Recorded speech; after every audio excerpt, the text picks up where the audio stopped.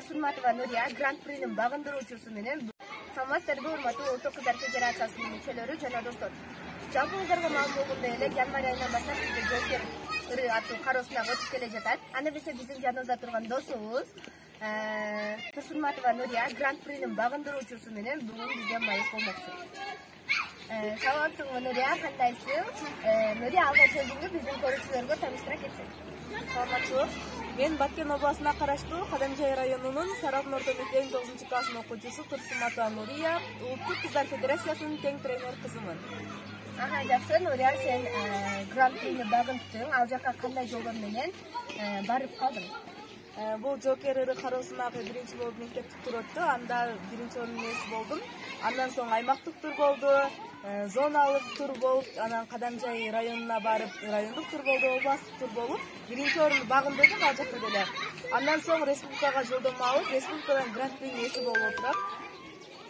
Азаматсың Нурия, дагы өнөрүң өркүндөй берсин.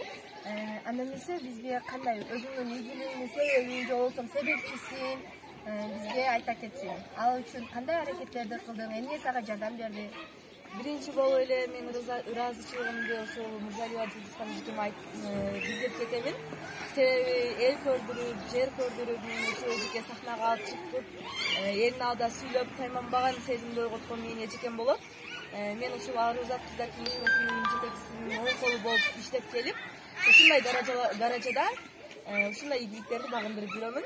Жана ошондой эле ушулардын катарында Улуттук Кыздар Федерациясынын тең тренерлеринен жана ошондой эле тең насаатчыларына ыраазычылыгымды билдирем. Себеби алар мени колдошуп, кубатташып тургандары үчүн ыраазычылыгымды билдирип кетемин.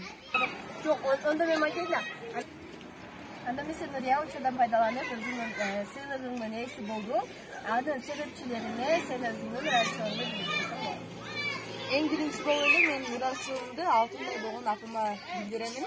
Себеби ал апам мени областтык турга, райондук, республикалык турга мени даярдап, аркамда желек болуп, тоодой, аска зоодой болуп турган бул менин алтын апам болот. Апама ыраазычылыгымды билдирем. Бейиш апанын тамагынын астында деп бекерден айткан эмес. Апама чоң рахмат, ушул даражага жеткирген менин апам болот.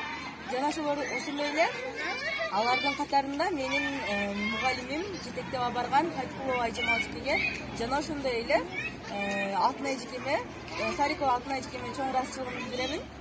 Алардын катарында бизге ошо колдоп кубаттап, ушул республикалык турга баргыла силер деп ошол мектептеги жалпы мугалимдерге